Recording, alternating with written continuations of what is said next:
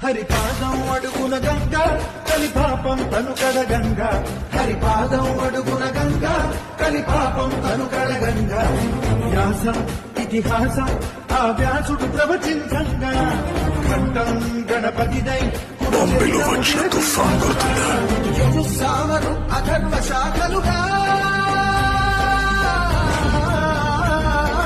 ఓంకారేశ్వరి శ్రీహరినగరి ఇదిగో రామదరి వైకుంఠేశ్వరి శివికి నగరి అదిగో మహిమగిరి ఈ కొండపై